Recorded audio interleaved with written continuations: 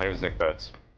I spent 8 years in the U.S. Army as a sniper with multiple tours to Iraq and Afghanistan, with a total of 45 months deployed downrange. I've seen the atrocities of war. I've killed enemies, and I've buried friends. After this 21-year war has ended and seeing the fall of Kabul, it made me angry. I think it made all of us angry. But no one wanted to listen to us. No one gave a fuck about the sacrifice that we made for this country and for the government and for the people of Afghanistan. It is time for us now to hear from our veterans what their thoughts are on the war. These questions aren't being asked, but guess what? We're ready to tell you our answers.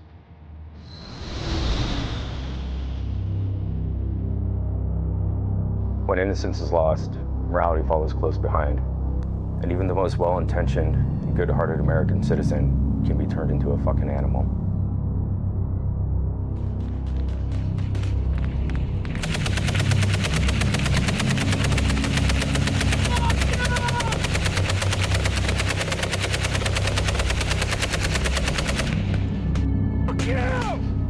In special operations, there's a certain mental profile that gravitates towards soft units. That's essentially sociopaths with homicidal tendencies. Get some bitches. Yeah! Bitches! We're the finest fighting machine that this nation has ever seen. You were born in a bomb crater, your mother was an M16, and your father was Satan. Each moment that you live is a definite threat upon the enemy's life. And you do not know the meaning of fear because you are fucking fear itself. It sounds bad, but when you think about, the type of compartmentalization that people have to do on the fly in order to get an objective accomplished and not dwell on things that just are out of your control, it's a certain type of person that I believe he said it was 90 or 95% of people in our units were branded like that. Go, go, go, go, go, go! Move! A suicide bomber detonated explosives at a protest in eastern Afghanistan. Authorities say there were at least 22 people killed, there dozens more injured. That built up such a level of hatred and prejudice that conditioned grunts and infantry into being fucking animals. Yes. November 25th, 2006. I certainly don't think that this war is due to religious reasons. Honestly, I don't know why we're over here. You can argue any point, but my job is not to fight for the Commander-in-Chief's reasons. It's to save my family, my brothers in arms. I fight out of anger, frustration, bitterness, and hatred. I hate these fucking people. I'm afraid I might be turning into an animal. All that anger, all that anguish that I had built up in me, that's what kept me going. That's how I was able to put thousands of rounds on me with no problem and just keep chucking. Fuck you! I managed to find progression in the Marine Corps, being as angry as I was. I got one still moving, fucking shoot him, he won't stop fucking moving! If you don't have the aggression and the motivation to get through those situations, you probably aren't the type of person to be able to do that job overseas and, take someone's life and not really have it affect you. You're gonna die, cocksucker! So we had this one instance where one of the sergeants comes and gets me, and it was one of our machine gunners. He goes, all right, tell him what you told me. And he goes, hey, sir, I just saw this fucking kid. I mean, he was probably like 13, 14, firing RPG over my head. And like, I was scared to like get in trouble for fucking shooting at him. And I was just like, are you scared to get in trouble, or do you not want to hit a child? Because if that's the case, if you don't want to just shoot someone young because you don't want to deal with that, then you need to tell somebody else who isn't as fearful of doing that, and let them fucking waste them. He goes, oh no, fuck that, sir. I'll fucking smoke all these fucking kids. I don't give a fuck. Fuck them. And he just went on about wanting to fucking gun down all these kids. And I'm just like, okay, chill out on that shit. It wasn't a green light. I was like, chill on that. Like, you don't want to go doing that. But if somebody is shooting an RPG at you, doesn't matter who they are, fucking waste them. And he was like, okay, good to go, sir. Just checking, just checking. So there's this general fear that existed amongst all the troops. It feels good that I just blew shit up. I hope to blow this whole goddamn country up. Not gonna lie. I was more willing to err on the side of a mistake that left one of them dead than one of us dead. Yeah, buddy. That was such a real fear back then. That was such a real fear that just perpetuated itself throughout every branch. Where the fuck is he, bro? Honestly, bro, sometimes I just close my eyes, squeeze the trigger, hope for the fucking best. Did you catch yourself turning into an animal? So this is as bad as I got. One by one, they would walk out of this door and we'd just fucking pop them. Such a good feeling. It was the greatest feeling in the world.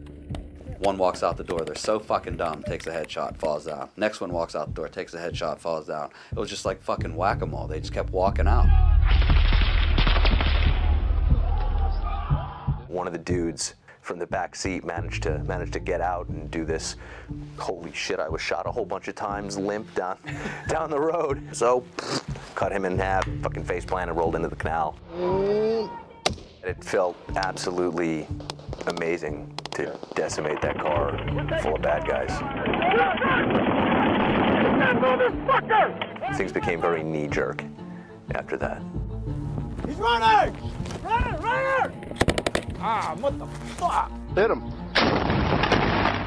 Good fucking hit!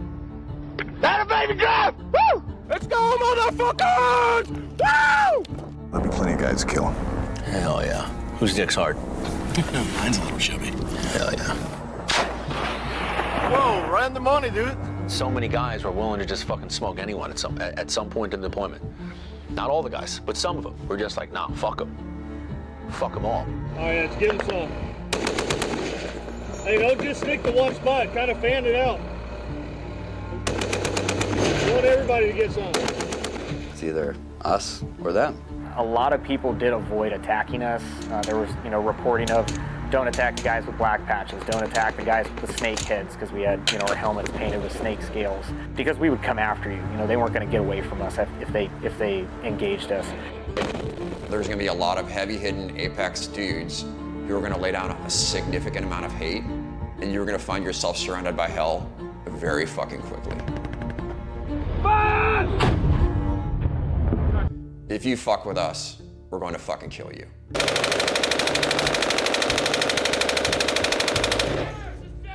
We got to a point where we were responding to enemy KIAs in general, as long as they weren't ours, with celebration. You had to have the types of guys that were just chomping at the bit to put holes in people. That you couldn't have guys afraid to go running through buildings. So it absolutely was encouraged. Dude, we got a prisoner! Let's torture his ass. Obviously. Maybe 25-30% of them that were up in that echelon of hyper-aggressive personalities. Violence was always the answer.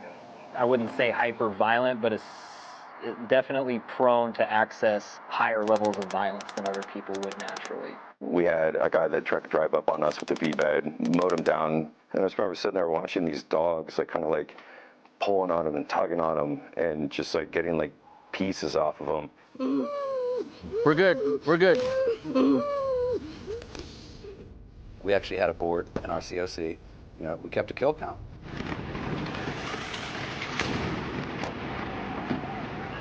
You see anybody looking at us, you fucking drop them. So he tells me this in an email. And I'm like, this is what we needed. We can fucking continue the killing. Hey, look, I can't tell you how much it means to me to meet someone who appreciates killing as much as I do. 18 kills for us in 4 days. It was amazing. It was a fucking dream. He's a fucking animal. I'm pretty sure I saw him cut off an ear. But he has a whole ear necklace, like Vietnam style. You can't go from being in an A-type mindset, having to reassimilate, and going right back to that same mindset. You can't flip the switch that quick. And I couldn't flip the switch, so I just decided to leave the switch on. I was like, fuck it, dude, I'm staying in the A zone the whole time.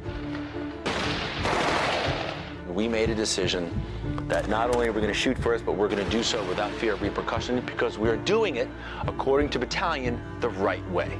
And it just shows you how fucked up things are over there, and how a lot of the situations that we were put in, people don't even think about. like pulling the trigger on a fucking 11-year-old kid with a radio in his hand, shooting him in the fucking face. It really showed me what war is about, what war can be like, and how anybody can be a casualty. 4 soldiers raped and killed that 14-year-old girl. You know, not long after AQI started to not just fight the fight, but retaliate. You know, that was when they grabbed 2 guys out of a Humvee, murdered them, sodomized them, packed them full of explosives, and set them loose for us to find. At what point did you start to change the way you felt about human life? Probably when my friend Kim died. At the age of 19, I've witnessed Muslim criminals take direct hits from 120mm tank rounds, AT-4s, 25mm HE, 50 cal, 5.56, 7.62, 80mm Gatling guns, and the whole time I was yelling obscenities with a smile on my face. Am I sick? Am I a bad person? And with all of this said, I'm the same person receiving standing ovations in airports for a job well done. And I look at these people's faces with such pain, confusement, and anguish. Is this what I was meant to do? Should I take pride in taking the lives of people? I never would have thought that I would be praised for being a murderer. Am I a murderer? Or am I a soldier? I take their lives before they take mine. Bottom line. I weighed out the consequences of my actions, and I accepted them. I knew what I was doing. Everything was a conscious and thought out decision. That was one of the most happy times of my life. That's what I'm talking about, baby! Yeah! We joked about our deaths all the fucking time. I used to convince my buddies, every fucking op, that they were gonna die. It was great. Like, what are we gonna do, fear death? No, let's just make a joke about it, right? You know, that's how we approached it. I'm the EOD tech. Ah, so the first to die. I'm just fucking with you. I'm probably the first to die. Good. That's how we approach fear and our deaths and pain, suffering, tragedy, trauma, all that shit. Oh, fuck. I'm Doc. I'll be picking up pieces of you tomorrow. That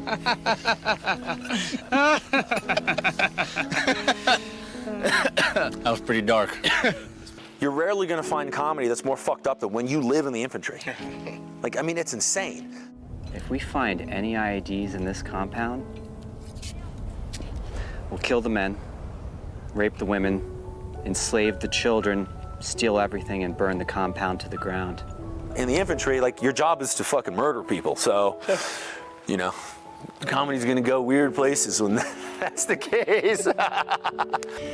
Medevac is 15 minutes out, so if you get shot, bleed slow. Whose dick's hard?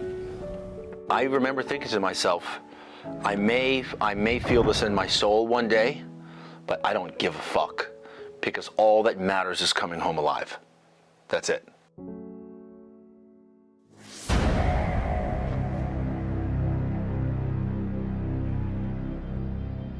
The infantry's mission is to close with and destroy their enemy with violence. Coin requires diplomacy, politics, and a gentle hand. Virtues seldom possessed by your average grunts. Sending the nation's most savage killers into a violent and unstable country for the purpose of making friends is like using a hammer to remove a chipped tooth. It's fucking futile. We thought, we cannot give the terrorists this ground. We need to take this nation. And if we can take this nation, then there is some hope for less terrorism being bred in this region. So let's conduct a counterinsurgency. Let's rebuild the nation into something that we think is going to be conducive to less terrorism, less attacks on the United States. That idea sounds good. Get up here! At what point in your career was coin being spread rampant throughout mission briefs and train up and even on it? From the start. From the start.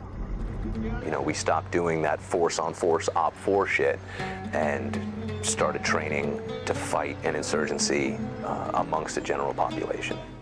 You had all these different sects, Mahdi, Jais al-Salami. They wanted to fight each other more than they wanted to fight us. Right.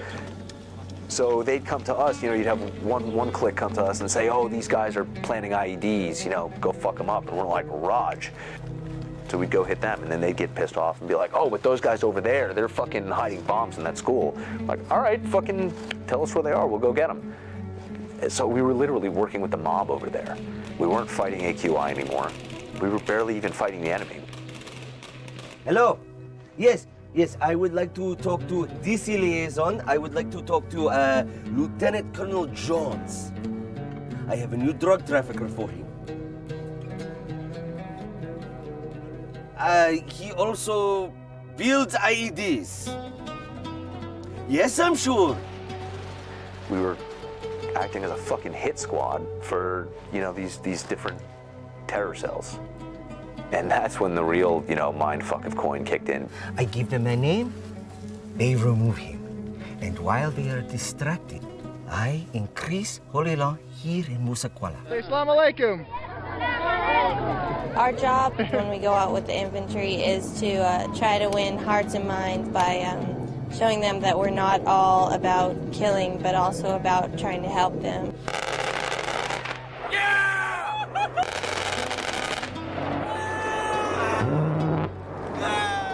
Hey, Assalamu alaikum.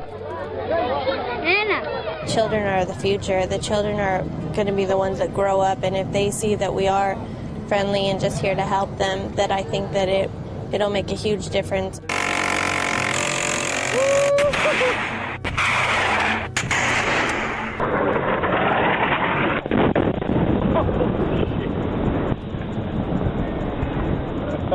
That's, fuck yeah. If they had followed the most basic counterinsurgency doctrines that we had at the time, we would have been far more successful had we kept it more centric to special operations, a less heavy-handed, I guess you would call it, footprint of conventional forces. You know, the more pressure you apply to the local population, you're causing a rift between you and the local population, and that goes against every tenet of COIN. The infantry is not designed to fight and win a counterinsurgency. We are designed to go toe-to-toe against another nation and utilize planes, artillery, helicopters, close air support, supporting arms to mercilessly decimate our enemies across the battlefield. All right, ready? Fight! Until they either tap out or they're all dead. To send us into this Muslim nation that doesn't want us there, that doesn't embrace democracy, that doesn't embrace Western ideals, that has proven time and time again that they will not accept foreign presence on their soil, to send the infantry to win the hearts and minds of the people when we're in gunfights that are killing them by mistake and bombing their buildings and cities. So to send us to fight a counterinsurgency, which is a special operations mission, is just asinine. Win the war, huh? That's a pretty fucking weird thought. What exactly does win the war mean? We establish their infrastructure and government, give it back to the Afghan army and police, and then give their country back for them to rule, sir? That's exactly right. According to the government. But what's the reality of the situation here? The mission became irrelevant. Yeah. You know, we were told that we had to win the hearts and minds in order to be successful. And we're sitting there going, how the fuck do you win the hearts and minds of people who have neither? Yeah. The fuck are we supposed to do with that? Every house we went into, someone was trying to kill us, or they knew people who were trying to kill us. Get back. Hey, we got a sniper. And sure, we all understood that we have to be more compassionate than the enemy so that they want to side with us. But the reality is they weren't responding to compassion. Assalamu alaikum. They're not going to say, hey, you know what? We're not going to hide your weapons for you. These Americans are really nice. They go, okay, yeah, we're going to hide these weapons for you because the Americans aren't going to fucking decapitate us. What it appeared like was that Afghanistan was a step-for-step repeat of Vietnam. And the intention in Vietnam was a really fucking good intention. But then, after we realized at some point that counterinsurgency doesn't work, we should have fucking stopped and rethought the whole fucking plan. but we didn't. We kept pouring troops in, and that's exactly what happened in Afghanistan. If we can be honest about those mistakes, the decisions that got us here, then I think we have a better chance at it never happening again. Hey, get some shots out there! Hey, get in the fucking fight! Let's go, start shooting! In order to establish democracy and government control, American and Afghan counterparts worked side by side to take back their country from Taliban rule. However, insider attacks made trust and cooperation next to impossible due to ineptitude and an overwhelming cultural dichotomy. Green on blue attacks are when Afghan forces, either infiltrators or defectors, purposefully fire on coalition troops. It's been a Taliban tactic for years. This is an achievement for the Mujahideen, who have managed to create mistrust among the enemy forces.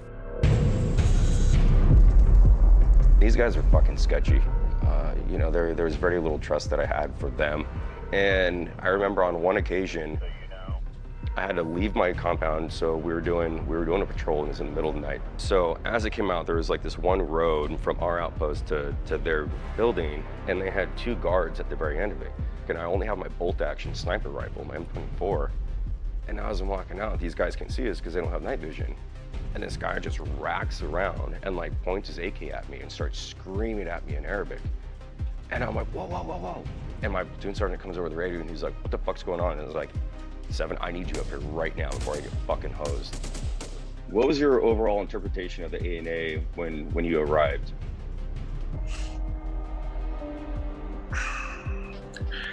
They're all the same. I mean, yeah, they were better trained than the Iraqis, and they were much more willing to fight. But I always felt like any of those Middle Eastern armies or police forces, I've always felt that they're loyal to the guy with the biggest stick at the time. Good. Yes, good. Who are they loyal to now? Half those guys are probably now Taliban. So, you guys got a lot of combat experience? Much more than you. We were born into combat. Afghanistan is no deployment. It is at home. What was the planning process like with them? Did you include them in the process? Did you leave them out? Regardless of where we placed them in the operation, regardless of their influence in the mission, we never relied upon them. It was just kind of an extra person, extra eyes, and potentially an extra trigger finger. Can't join a little fucking alone time in my own head? It's not in your head, it's in your fucking hand.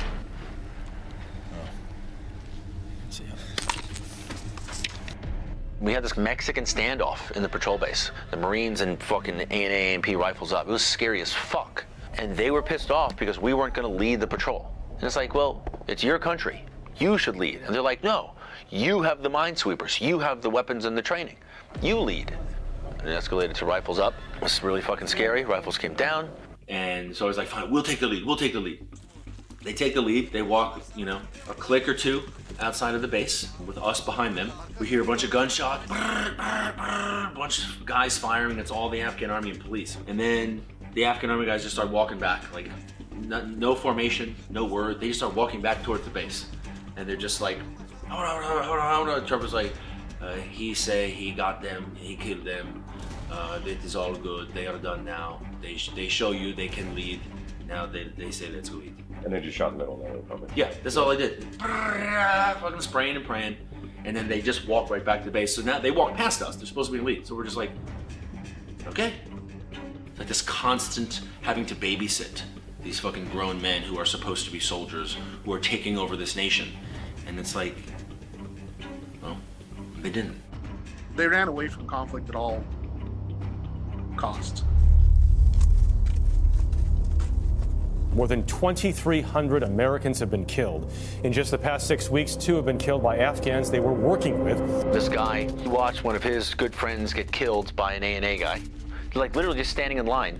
A Marine lieutenant training the ANP, and then all of a sudden one of the guys just goes, bow. Just blasts him right in the face. Oh, shit. And when the guy started telling him who he was, what his background was, and why he did it, it was one of the scariest things I've ever heard.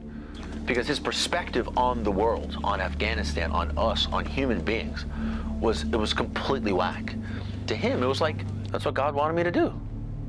He asked me to shoot him, and I did. You know, training ANA or ANP as, you know, a U.S. military force, that level of distrust was there because of the green on blues going on. I mean, the ANA and the ANP were murdering us left and right. At the end of the day, how do you win a war when you can't even tell which of your allies is going to shoot you in the back? That's Camp Shaheen, a joint Afghan and NATO military base.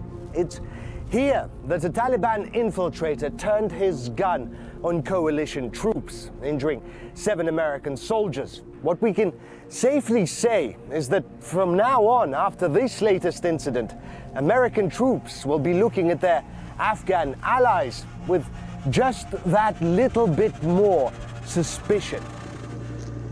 Now, tell me about the incident. What happened? So we did the patrol. The LT and I made a decision that, hey, we should try to pitch a plan to the CEO about, let's stay here an extra day, do another patrol. We wanted to kind of go back in that village. And the CEO blessed off on. He's like, yeah, stay there, do another patrol. And that's where kind of everything went to hell. One of the ANA soldiers who we thought was ANA, you know, their vetting process is basically, oh, Tomboy over there said he was good to come on in. Walked in and started shooting his gun. At first, it kind of looked like he was shooting in the air. But either way, Lieutenant Thompson and I kind of jumped up from where we were at and ran behind a HESCO barrier that led to another tower. And we kind of put our backs to the wall there, and we were trying to figure out what was going on. Didn't have my radio, just waking up, I didn't have my knife. He kept shooting. We looked, kind of peeked around to see what was going on. And Lieutenant Thompson was pretty worried about the dudes. I kept telling him, if we're not hearing screaming, we're not hearing shouting, the guys are okay. When you hear fire coming in, we automatically assume it's coming from the top of the ridge lines. So those guys, super elevated guns, got in the trucks, locked the trucks, and they start scanning the tops of the ridge line, looking for heat signatures, looking for dudes shooting at us. They were completely unaware that the dudes ground level in the compound. Kind of at that point is when Lieutenant Thompson turned around to look to say, hey, what's going on? Is anybody hurt? As soon as he turned that corner, that guy just happened to see him. And he shot him then. I heard the guy's magazine drop, and I kind of took off running to get to see if I could get to the guys or a gun. And I never heard the shot.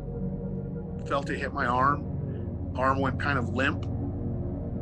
From what I understand now is he put a bunch of rounds back into Lieutenant Thompson's body, and then he took off running through the gate. So then that's when we found out Galvin got shot in the stomach, Lieutenant Thompson was dead, and then I was shot in the arm.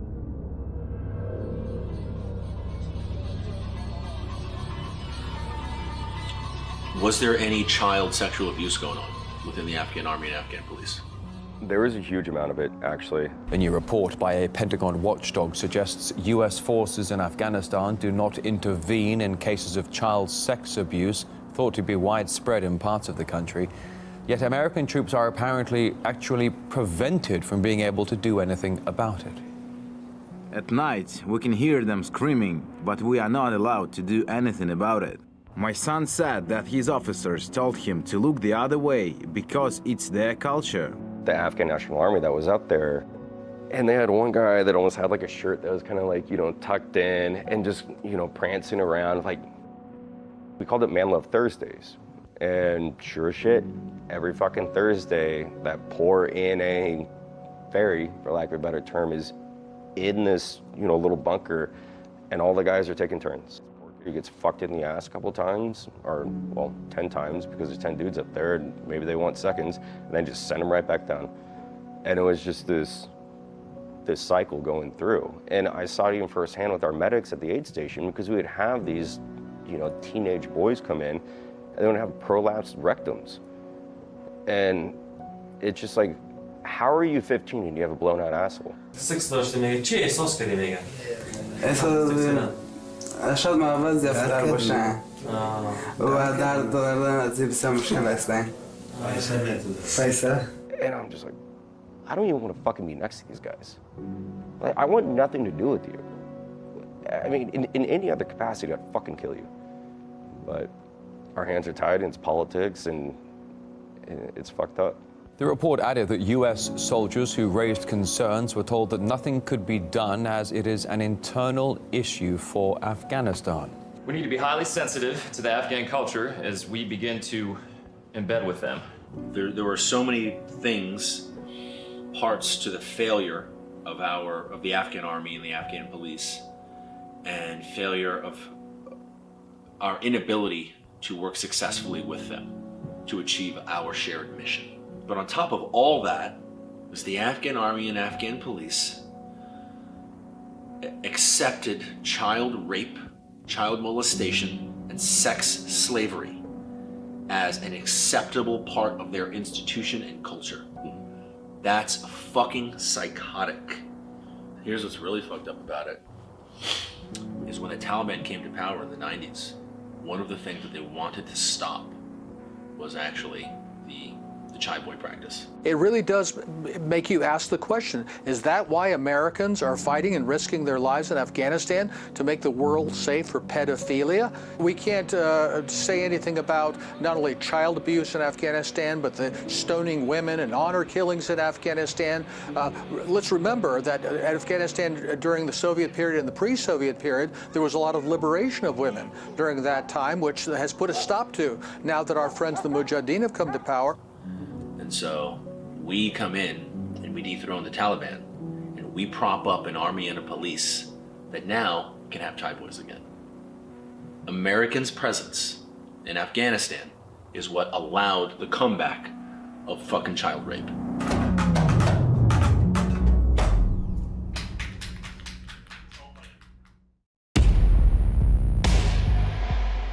At least 18 civilians, mostly women and children, have been killed in airstrikes. With no uniforms being worn, the ability to distinguish the enemy from the civilian population has been proven to be near impossible. Never has there been a war with so much public transparency, causing the military to morally be convicted for death that a war inevitably creates. The raid was allegedly called in by troops on the ground after bitter fighting nearby. 05-06 Iraq was, especially in the Triangle of Death, was a different kind of war. Every house we went into, someone was trying to kill us, or they knew people who were trying to kill us.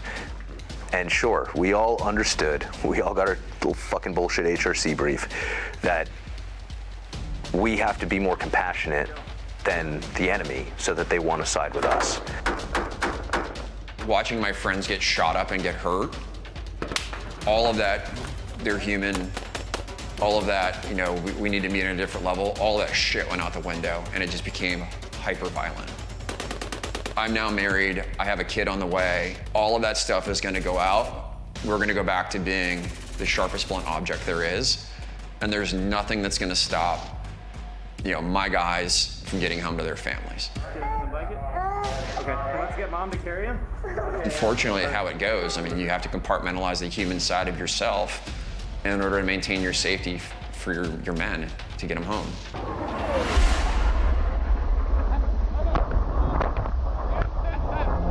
That was fucking sick. What people need to realize is that collateral damage is absolutely inevitable. It's happened in every single war. Hiroshima and Nagasaki, the Germans, the French, the Russians, the civilians died. It's a fucking fact of the matter. And so for people to think now that we can fight a war without any collateral damage because of our technology is asinine. You see all those people standing down there? Light them all up. Come on, fire. Hey, Roger. Keep shooting. Oh yeah, look at those dead bastards. Nice. Nice. Good shoot. Thank you. He's getting up. If he has a weapon though in his hand? No, I haven't seen one yet. Come on, buddy. All I gotta do is pick up a weapon. Crazy Horse 1-8, request permission to engage. I'm picking up the wounded. Yeah, we're trying to get permission to engage. Come on, let us shoot. Bushmaster 7, Roger, engage. 1-8, Gage, clear. Come on. Clear. Clear. Warren, Roger, I've got 11 Iraqi KIAs, 1 small child wounded, over. Damn. Oh well. Oh, it's their fault for bringing their kids to a battle. That's right. We saw kids on cell phones that were spotting. We saw women bringing ammo to enemy gun teams. So they were absolutely deploying women and children in combat in hopes that we wouldn't engage them the way we would military-age males. It's like something out of a movie, doesn't it? Or like Call of Duty? Yeah, it was towards the end of our tour. We were guarding ECP just on the outskirts of Ramadi. I was in the turret, we were probably 100 yards away, and there was 2 IPs that were working at the checkpoint, and we just hear this massive explosion. The IP that were previously there were absolutely just completely decimated. Luckily, we had a camera system that we had set up at that checkpoint, so that way we kind of always had eyes on. What had happened is there was this woman in a burqa/hijab that was walking down the street, comes up to the checkpoint, but because of their rules and the laws, they weren't allowed to search this woman. So she just walked right up, and on the camera we could see that her hands never really moved. And they asked her to stop, and then she just blew up. So inevitably what had happened is one of the AQIs strapped her up with a suicide vest, told her to walk down to the checkpoint, and never gave her the clacker for it, so that way she couldn't back up and back out of the decision. And as soon as she got close enough, he's the one that detonated it.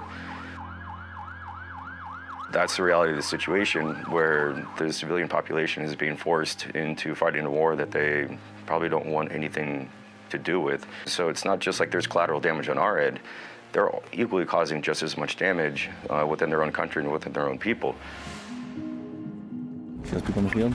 Are they spotting us? You mean the kids playing soccer? Yeah, they look like they're spotting us. I mean, it looks like they're playing soccer. Okay, roger. I got 3 enemy in the fields actively spotting us just south of compound 5-8 and Romeo 5 Hotel Sector. Roger, I copy 3 spotters in a field just south of compound 5-8, Romeo 5 Hotel. A-frame, you're cleared hot.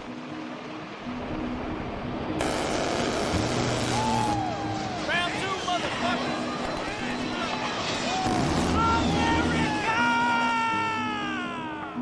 Now, you don't know that they're all bad. They might hate you and have never placed an ID, never helped the Taliban, never let them put weapons in their home, but they might still hate you. And if you see it in your eyes, you want to fucking kill them. Because you're like, that's where the threats are. Those eyes, those eyes, those eyes, those eyes. You just want to fucking kill them all. Because they are the ones who are killing you. Taliban? Taliban? His body is mangled, but apparently he's stable. I was at a guard post at the TCP one time, and the whole point is to let people pass through, their search first, and then they move through. The guy's walking past my guard position. I look over my shoulder at him, and he's carrying a dead kid, just fucking limp in his arms. I looked at him, and I just started laughing. I was like, wow, outstanding. That's one less fucking future enemy I gotta worry about. That's one less fucking kid that they're gonna strap with explosives and send up to my truck pretending to ask for football. Right. That's one less kid that they're gonna put in a fucking ditch and tell him to, clack, clack, clack when we pass that pile of rocks. That shit was fucking hysterical to me. Yeah. And the fucked up part about that is that if that guy was on the what would you do if somebody laughed at you while you were carrying your dead kid? I'd have a shit ton of resentment and animosity towards these foreign occupiers. Yeah. So every now and then I think about that and wonder, how many fucking people might I have gotten killed by pushing that guy to that point? Right. With civilian casualties, we are completely destroying the coin operation and the mission of obtaining respect and trust from the human population. I've had my eyes on the tree line for the last 30 minutes, and there are no signs of civilian life. I've also done my own recon of the area, and I found... There are definitely civilians near that tree line. Fox 1, say again your last over. Actually, I've looked at that tree line in depth, and there are definitely no civilians in that tree line. Fox. Say again your last. God damn, I fucking love you, sir. And so I'm like, I can live with this shit on my soul, but I don't know if everyone else can. My only fear back then was that some of the guys lived with this on their souls and it fucked them up. One of the biggest turning points in that deployment, we got into an engagement, and I remember seeing these two kids, probably 11, 12 years old, on top of a roof. What the fuck is he doing? What is he doing? What is he doing? I spotted a radio, and we were getting mortar fire. It was pretty effective, and I kept thinking, how the fuck do they know where we're at? Sure enough, put two and two together, these fucking kids are on this rooftop telling the Taliban where we're at. So what do you have to do? It's either us or them. It showed me how much of a hold that these people had, these Taliban had, and I'll never forget this. One of the kids ended up getting shot in the head, and his family comes running around the corner, and they're running at us in the middle of this engagement. Like, you just shot my son. And I'm thinking, your son was helping them fucking kill us. Like, what do you want us to do? We almost ended up shooting the family too, because you don't know, like, IEDs, like what's going on here. And sure enough, our corpsman, he got a Silver Star. He ended up saving this kid's life. Kid took a bullet to the fucking dome, and he saved his life. A month later, he comes back to where we're at, and he apologizes, and his family apologizes, and he promised that he'd never work with the Taliban ever again. And I think that showed me a lot, not only about who they were, but about who we were, and like second chances. And it just shows you how fucked up things are over there, and how a lot of the situations that we were put in, people don't even think about. Like pulling the trigger on a fucking 11-year-old kid with a radio in his hand, shooting him in the fucking face, you know? Most people don't experience that, let alone think about that. And it really showed me what war is about, what war can be like, and how anybody can be a casualty.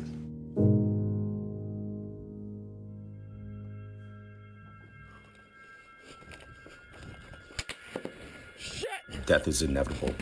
We know without a doubt some of us are going to die. But in the last 20 years, a lot more warriors died because of the toxic culture that exists within the officer corps. We were, up on the PAC border, trying to catch a couple guys coming across the border, doing our thing, and we had a broken gun truck. And in the middle of that tow operation, they got word that there was a high-value target in an adjacent village. Listening to one of my best friends, Dave, on the radio say, hey, sir, I don't think we should split the platoon.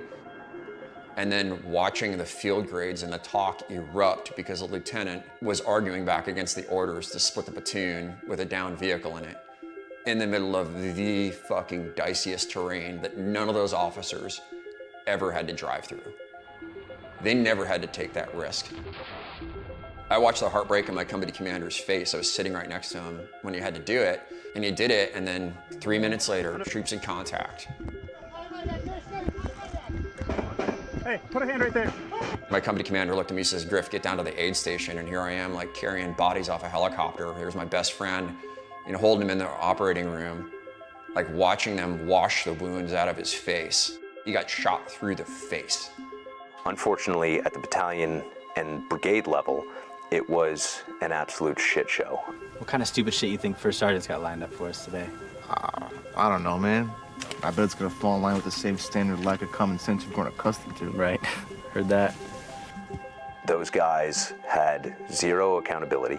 They would chase missions that would make Colonel Ebel happy, but just demoralize and shit on their guys every time they saw something they didn't like. You guys gotta make sure you're communicating with your gunners. Battalion's telling us not to engage, and he's fucking shooting with the mark. I know. Huh? Guys would get hit in a convoy, and they would blame the platoon for not clearing a route properly. Guys would get shot on the ground, and they would blame the platoon for not pulling security properly. That was the kind of shit that drove our sister battalions into absolute fucking madness. Hey, come on, give me a gun. Give me a fucking gun. So at every level, from platoon commander to company to battalion to regiment to division, they're all kind of fudging the numbers a little bit, making it seem a little bit better than it is. So now as you go up the chain, each one of these commanders is making decisions based on faulty, fudged, embellished information that makes it seem like we're doing way better than we really are. And that's the disconnect that gets created. The people up here, they have a false picture of the battlefield. At this point in our deployment, we have a great understanding of our AO. Our Marines are battle-hardened, and they are prepared to do whatever it takes to win, sir. Whatever it takes to win. That's good to hear. What exactly does winning look like?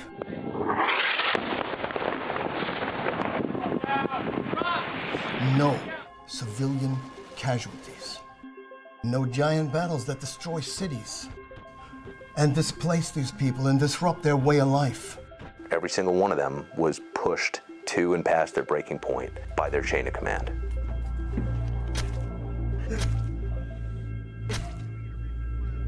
Welcome to friggin' Iraq. Huh? Get back in the vehicle! I think we had this camaraderie of knowing that some of the things were retarded, for lack of a better term, that we were doing, and we're like, damn, we're going into some shit and we know we're gonna die. Like, and it was always one of those two. It was an extreme situation or something where like, damn, why are we doing this? And in the Ranger Regiment, you don't question your senior officers. When you get an order, you do it. If you don't, a little black helicopter comes along and takes you away. In this environment, there's so much stupidity that comes down. Let's just say it's a battalion commander. He's saying that to his company commanders.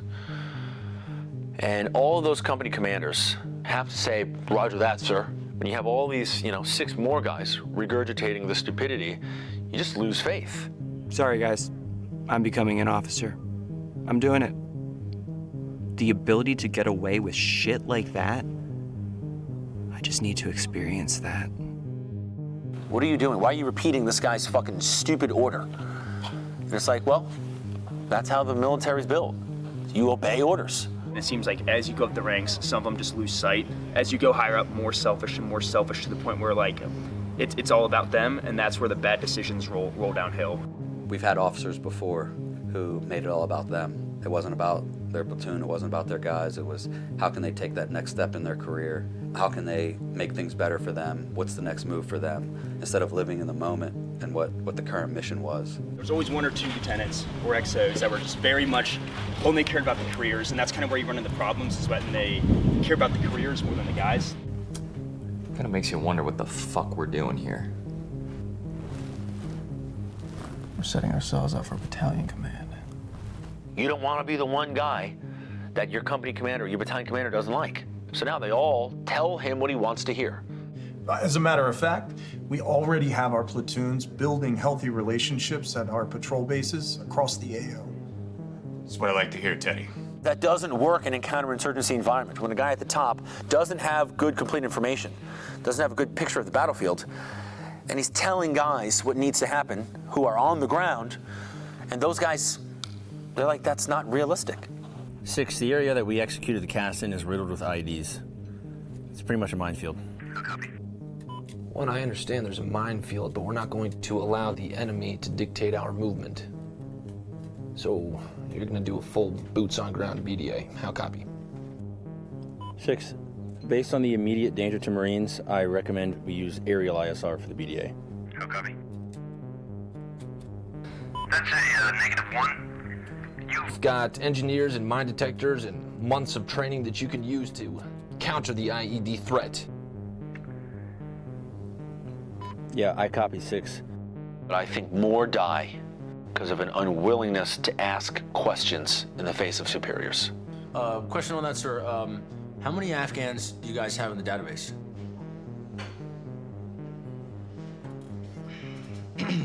That's exactly what happened in Vietnam, and that's what happened every fucking step of the way in Afghanistan. Look, you don't know this AO like I do, okay? So just listen to me. Please, just this once. Staff Sergeant, get your Marines to do what the CO says right goddamn now. First Sergeant, I will not have my Marines run into an ambush. You two are really special, you know that? You think you know best, don't you? We kind of do, First Sergeant. if someone giving their opinion or offering, from their experience, a suggestion on what you should do strategy-wise, if you just blow them off and these politicians think they know better, that's the result you get is a 20-year failed war. The President of the United States made a decision to withdraw U.S. forces from Afghanistan on April 14th. Since that date, we conducted a deliberate and responsible drawdown of U.S. forces to less than 1,000. You think that we would have the lessons of past failures and experiences in order to make the right ones? Why do we keep on making the fucking same mistake twice? It's a tale as old as time. It's politicians run the military, and they have a fundamental failure of understanding of what the effects of that military option is. Surge forces, conventional forces, they use a lot more equipment and a lot higher volume than we do in special operations. So it essentially made the politicians more money. These are all just abandoned weapons.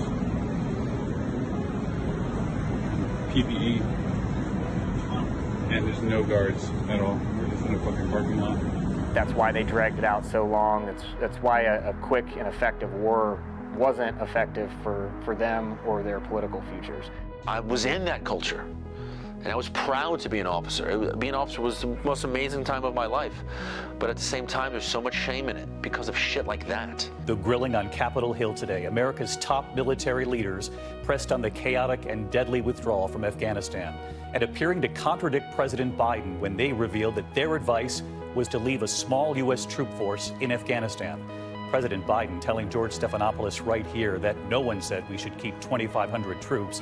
He said, no one said that to me that I can recall.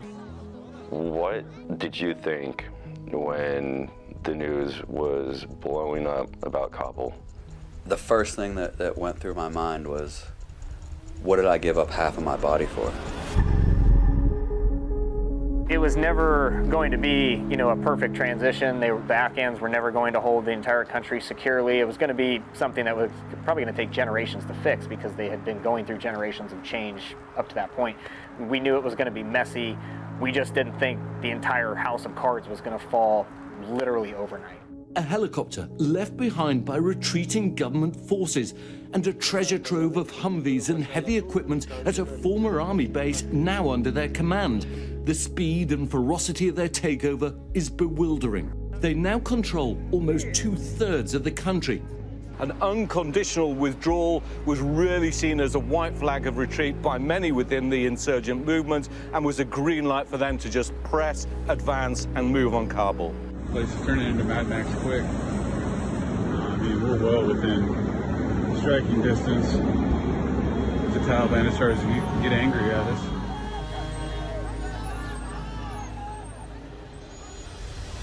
It hurts to know that a place that we were protecting and we were taking care of, that it got let go in the blink of an eye.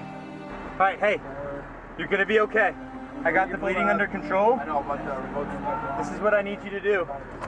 Are you guys gonna cut off my legs? Nope, you were gonna keep your legs. I promise you. Hurry up and get off the street. Fucking book it, dude. We just took an RP. I would never think that my brother that I lost out there, all our brothers and sisters that we lost out there, all the people that we came across, we left them all. In a sense, we left them all to burn. Hey, look at me. Hey, I'm taking care of you. You're gonna be fine, and you're gonna keep your legs, all right? You got this, buddy. You got this. And that's something that when we signed up for the military, that's not what we signed up for. We signed up to take care of people. It doesn't feel good to look at my government, my nation, my leadership that sends me to do this stuff, and to know that they're making literally the exact same stupid, asinine decisions they did 30 years prior to Vietnam, or 50 years prior. Literally the exact same decisions are being made. That's fucking wild to me. I trust my leadership from top to bottom that they will give me fair and balanced and unvarnished input. Those politicians heavily influence the General Officer Corps, who are essentially politicians with stars. I and many, many others gave assessments at the time based on facts that we knew at the time. and those were honest assessments, and they were never intended to deceive either the Congress nor the American people. They dragged it out essentially to line the pockets of the defense contractors. At the expense of fucking tens of thousands of lives. Right, and not just American lives, but lives of the people that you claimed that you wanted to rid of tyranny and give them, you know, freedom and let them essentially choose their own destiny. They obviously didn't care about that. Over there on the other side of the tarmac, you can see all the Afghans lined up. If you had given the generals a chance to design that drawdown and that pullout, it would have gone a lot smoother. At least you would still have Kabul and a majority of the provincial capitals intact. It definitely did not need to happen that way. My sentiment when Kabul got overran was, I told you motherfuckers this was gonna happen. But nobody wants to listen to the guys who fought there on the ground, who have businesses there, who work there every day. They don't want to listen to those people. They want to listen to the idiots in the suits behind the pulpits and the guys with stars on their shoulders. And none of them have a good grasp of reality of what's actually going on the ground. There is an aspect of officer culture that needs to change. There needs to be a greater acceptance of questions, officers questioning the orders above them. That needs to become a more accepted part of the culture.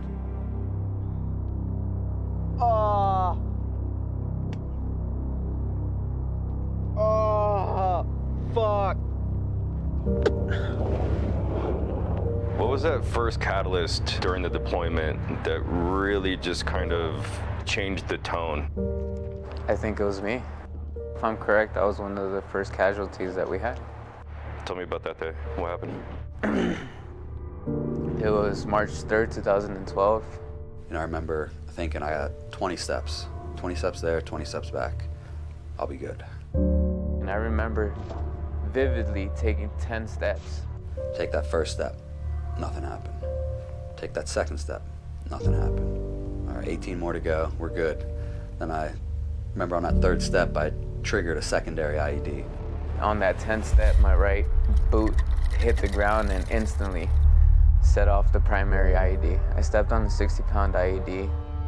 Felt like it blew me up in the air. Felt like I did a backflip. I don't know if I did, but it felt like I did. Flew me up in the air, landed head first, and my guys instantly jumped on top of me. As soon as the dust settled, I tried to stand up, and I couldn't get up. And I'm like, okay, let's try this again. Try to get up, can't get up. And I'm like, okay, something's really wrong. Then I looked down, and that's when my left leg was gone below the knee. My right leg was still there, but my toes were actually where my heel was, and my heel was where my toes were supposed to be. And that's when I realized that I fucked up. They started closing me up, everybody, like tourniquet, tourniquet, tourniquet. And when this was going on, I mean, with all that pressure, I'm telling my guys, get off of me, to the point where I grabbed Sergeant's gun and I'm like, shoot me now. Like, this is it for me, Jesse. Like, we're done. And I remember Powers grabbing me and slapping me. It's like, shut up. We're gonna see you in 2 weeks. We're gonna be drinking some beers. Shut up. And I'm like, all right, but please help me. I really thought that it was over. I really did. You know, I'd collapsed both of my lungs, broke both of my arms. Most of my teeth were gone. Fucked up my back pretty good. I was bleeding out pretty heavily. Left leg was a clean cut, but my right leg was probably broken in 30 places. Corpsman comes over, Doc Angel. You know how when you can just look at somebody, then you can tell that something's bad? And I could just tell by the way he was looking at me and talking to me that I didn't think I was going to make it. And I started to think about everything that I'd done up to that point in my life, not just in the Marine Corps. 21 years old, just turned 21. Done a lot of fucked up shit in my life. Fucked a lot of people over. Was never a good boyfriend, never really a great friend. Just done some shit that I really regret. And for whatever reason, that's all I could think about. And I thought, if I get through this, the rest of my life's going to be different. If anything, I was just more disappointed in myself. I was really mad for a long time.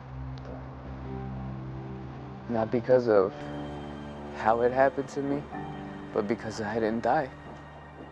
I was ready to die. I was ready to die before that. I was ready to die after that. I remember just talking to God while I was out there and saying, if I make it out of this mess, I promise you I won't be an asshole no more. I'm gonna try to help those that need help. It kind of shows me, what would have happened if I wouldn't have went in? What if it would have been somebody else? I'd have to live with that. And even after everything that I've been through, that would have been harder for me to overcome than actually getting hurt. Was there any sense of anger or regret or resentment? The first year. It was a very tough year, one of the hardest years of my life. I think it was like a week after we got back. There were fireworks going off at the parade field for whatever reason, and I heard that shit from the barracks room. Just fucking hit the deck, and crawled my way to the barracks door and popped it open. And sure enough, like everyone else out in the barracks was like on the floor, regrouping in the hallway. Like, is everyone good? Yeah. You come back and you're trying to be normal, but like it's real fucking hard being normal after coming back from that. It is, and the better you were at compartmentalizing and dealing with those types of situations overseas, the harder I believe it is to transition or feel kind of normal or welcome back here in society. Suicides, yeah. Yeah, we had a guy kill himself the first night we got back, and within a couple of months of redeployment, the 101st took the title from the 82nd as most suicides at the installation. Right before he died, we probably communicated the best. September 16th, I got the last text message from him, and it said, "I love you, I'm sorry." 3 o'clock, Monday the 17th, I got that knock. And I opened the door, it was 2 uniforms standing there.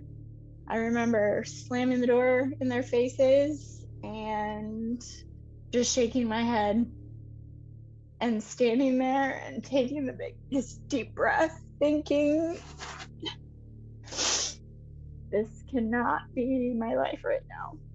I was so taken back and in shock by losing him and him taking his own life, trying to wrap my brain around how and why someone so strong and such a great soldier and somebody who's turned his life around so well could do this.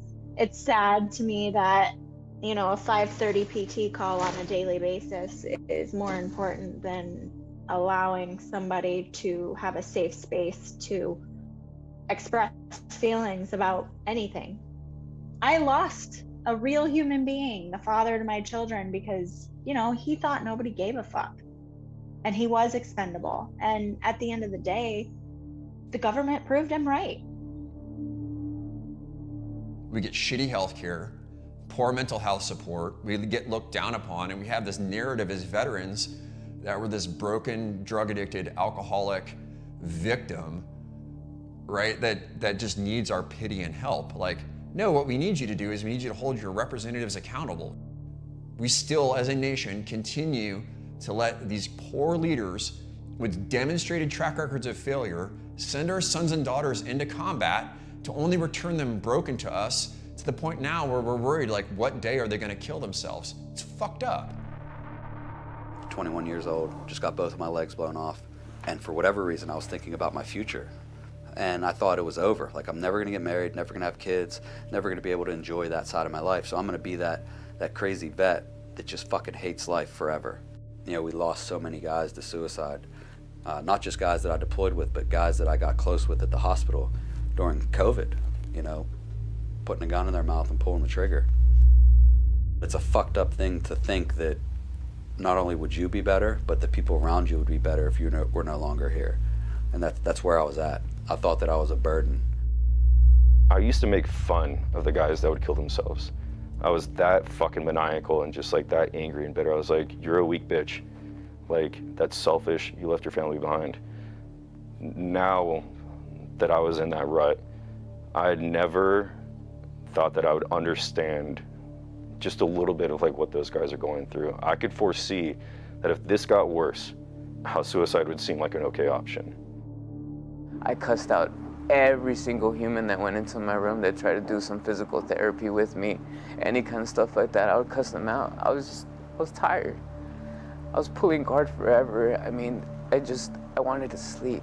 And every morning I would get woken up to them ripping me apart, cleaning something, shooting me up with something, giving me a testosterone shot.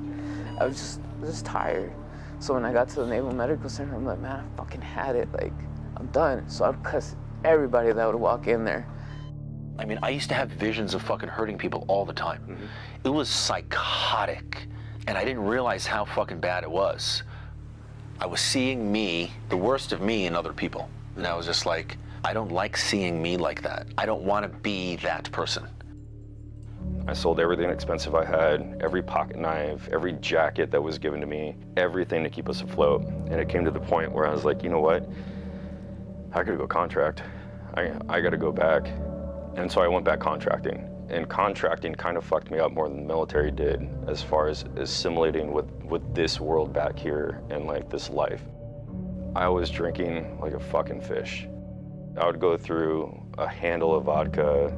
I would need 2 for 2 days in order to like sustain 2 days. After I got back, I was on the Long Island Railroad, and I swear to God, I fucking smelled that Middle Eastern smell, and fucking turned around angrier than shit to find a couple of Middle Eastern gentlemen entering the car. It's nothing I didn't grow up with. It was nothing new to me. But holy shit, did that smell and did that look trigger the fuck out of me. I saw 2 combatants walking down the fucking train car. She got up, ran in the bedroom, turned around real quick and locked the door behind her. And as soon as she like flipped the lock, I just, boom, shoulder checked it, ripped another door off the hinges, went in the shower. She closed the shower curtain behind her. I grabbed that whole shit, I fucking throw it behind me, and I stand over top of her. And I was like, you're not so fucking big and tough now, are you? I was just a bully. Like, the meanest, most vengeful. I was blind rage. I was angry. It took me everything in my power not to fucking hit her. I fucking hated everybody and everything. And it felt like no matter how hard I worked, no matter how much effort I put into something, it never worked out. Like, nothing good was coming my way. And I felt like I was being punished for all the shit that I did downrange. I felt like I was being punished for the person that I had become to my friends. I felt like I was being punished for the way that I was treating my wife. And I hated it. And I just broke down and fucking lost it. I didn't deal with it. I didn't have the faculty to deal with it. My method of coping was alcohol. I was drunk from late 2006 to early 2010. What I do remember is waking up in a trashed apartment, guns out, broken glass in my arm, and a wife that was terrified to look at me. At that point, I knew that I had to unfuck myself because clearly my methods weren't working. I used to mix Dilaudid with Benadryl so my eyes could roll to the back of my head. Like, I can tell doctors that I want this, this, this, and this, and they'll give it to me, and I can go and like pretty much it's like doing heroin. But I chose not to because I saw how dark I was getting into it, and not only that, I started mixing it with alcohol. It felt great for a long time, or for a short time, because I didn't even do it for that long. My wife gave me an ultimatum. She's like, it's either the bottle or it's me. I'm like, this is too easy. My dad's gone through the same shit. It didn't work out for him. Let me try this side, you know? The time after getting out is probably not the time to consume excessive amounts of drugs or alcohol. And in that time period, you need to really take your integration seriously. Like, get yourself a counselor, find a service project, get your finances square, get your health straight, do all of those things so that way you're taking care of those basic fundamental needs in order to give yourself the time and the space to let this process happen. It took fucking lots and lots of effort to just weed these little aspects of my own personality out that were hurting me. And when I say hurting me, it's mostly hurting relationships. And that's what I see in all the fucking veterans is those little aspects of their personality, the things that you learn in the military, just the abrasiveness of the military, it makes people not want to be your fucking friend. Think about our Vietnam vets. Think about how they felt. I was welcomed home with open arms. They weren't. They were spit on. They were called baby killers. They were called this. They were called that. And the reason that I was treated so well when I came home, unfortunately, was because of how poorly they were treated. In my opinion, the hardest thing to do is to fucking ask for help, especially on the mental health side of things. Everybody thinks it makes us weak for us to, you know, say, hey, I had a tough time over in Afghanistan seeing the shit that I saw. That's fucking normal. Like, nobody wants to see their friends get shot and blown up. Nobody wants to see, you know, little kids get blown up and get shot in the fucking head. Nobody, you know what I mean? At the end of the day, nobody wants to see that shit. It's okay to talk about it. It's okay to feel the way that you're feeling, but also at the same time, do something about it. And thankfully, word had gotten around to the Wounded Warrior Project. They called me and they said, get on a plane, book your ticket, go where you want to go. You don't even need to tell us where you're going. Call us when you get there. You don't have to worry about anything. And I went away to treatment because I never really took the time to help myself. I was able to work through a lot of shit, and I feel like I'm in the best place that I've ever been in my life right now, even though I was in the darkest place I've ever been in my life less than 60 days ago. I saw the men and women that were at the hospital before me with more significant injuries, and here they are thriving. They're not just living, they're thriving. I got out of that, you know, woe is me, that boo-hoo, and thought, this shit happened for a reason. Everything happens for a fucking reason. It happened to me because I can handle it. It happened to me because people need to see this. People need to hear about it from me. People need to realize that no matter what situation you're in life, it could always be worse. Now the mission is to get better, to get through this, to get back to our families, and be a productive member of fucking society. The Taliban, they win if we don't get back out there and continue on with the rest of our lives. That's what they want. They want us to be miserable, and we're not going to let that happen. And we just motivated each other daily. My buddy Craig gave me, you know, a loan, and I promised I wouldn't let him down. And like no one else would have done that. And it's like that one little step that you need. So he made me feel a little bit better, and then he gave me the means to like do a little bit better. And the fear of letting him down was all that I needed to give me the forward momentum that I needed.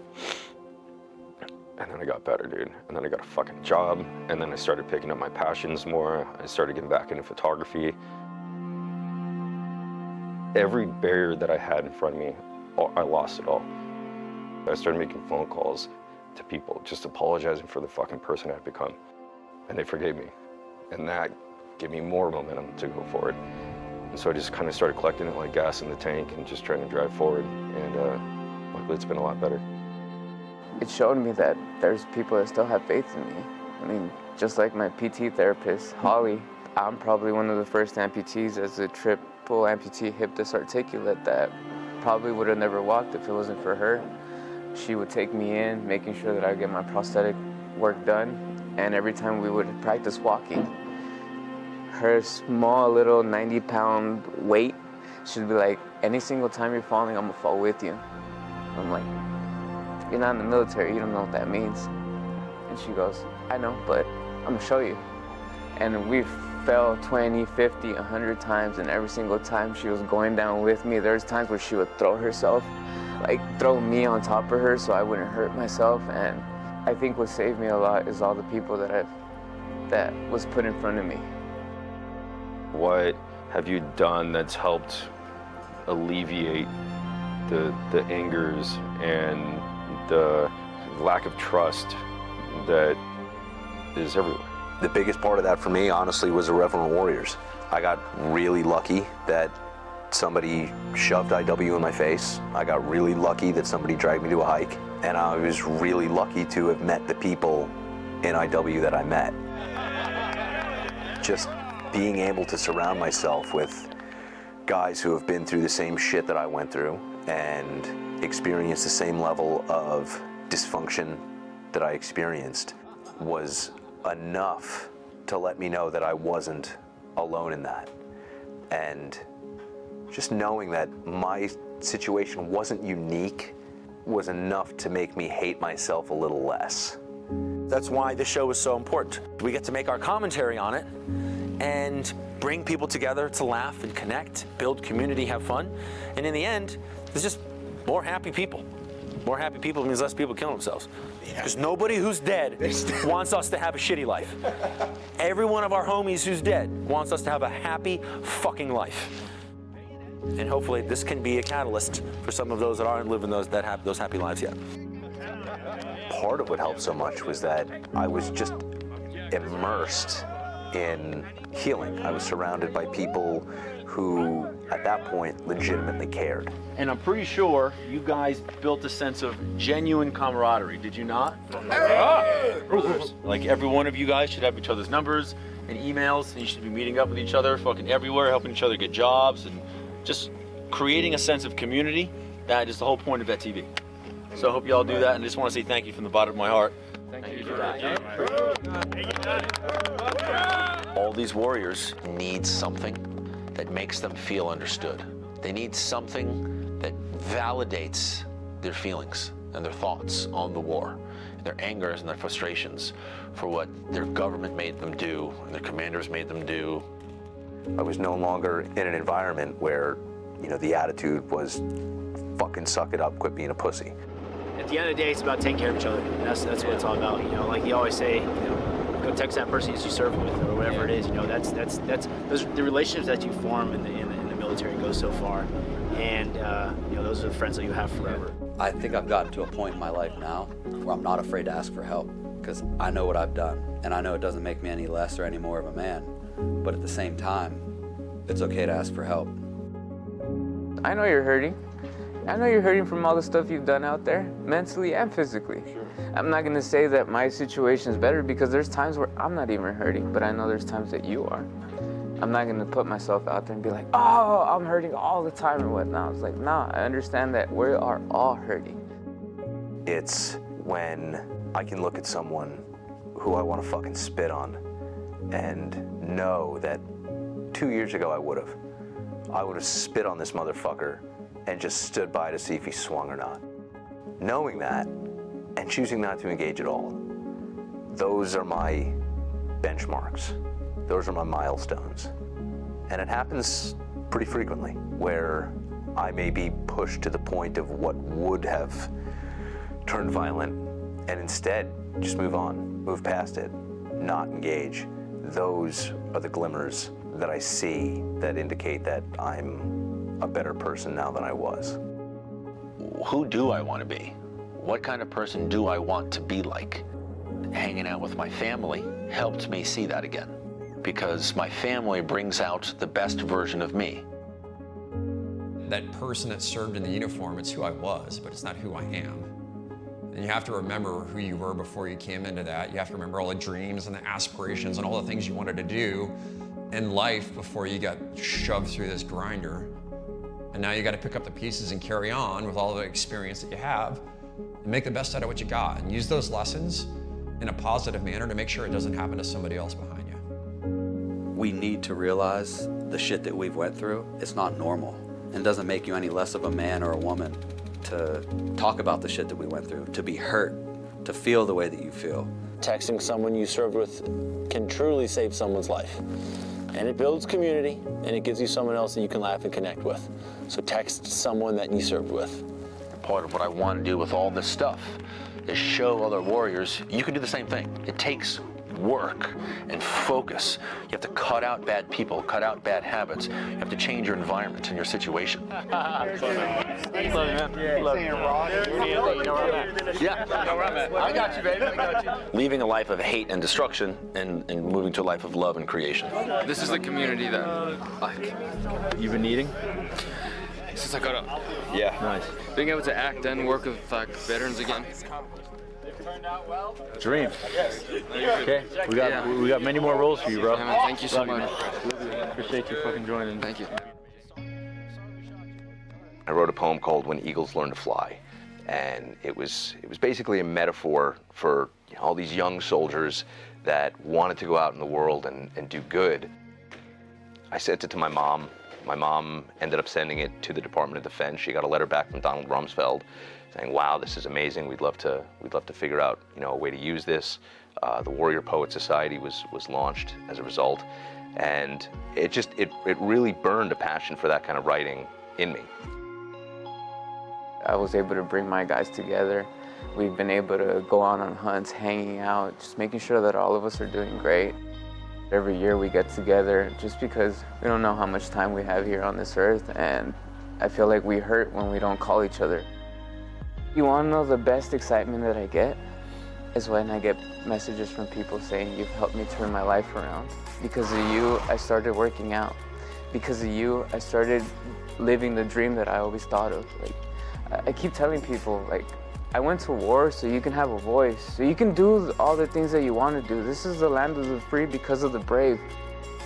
I know the person that I am now, and I know through my actions that people can see that I would do anything for anybody at any given point. That it doesn't matter where you're from, doesn't matter where you were born, doesn't matter the color of your skin, doesn't matter your religion, that if you're good to people and you respect people, people will do anything for you. I can help out other people live a beautiful life, live the life that they've always dreamed of, just by going and saying hi to them, or going and talking to them, or just showing them a little bit of love. Now is our time to come together, not just as a country, but as veterans, to take care of those that don't feel the way that I do right now. Because I feel whole, I feel good, and I'm ready to make sure that everybody else can feel that way too. Whether they're Iraq, Afghanistan, Desert Storm, Vietnam, Korea, whatever it may be. That is my mission and that's my job now. I get to help out other people in the world, other veterans that really need help. Like, I can see when someone's hurting because I've been through that point in my life, you know? So I try to tell them, like, hey, keep your head up, it's gonna be all right. Like, I know it feels like it's really tough right now, but if you keep smiling and you keep charging, it's gonna get better. The only way to lead is leading by example. So I'm just gonna do the things that I wanna do, and if you call it inspiration or motivation, that's fine, but I'm just gonna call it living.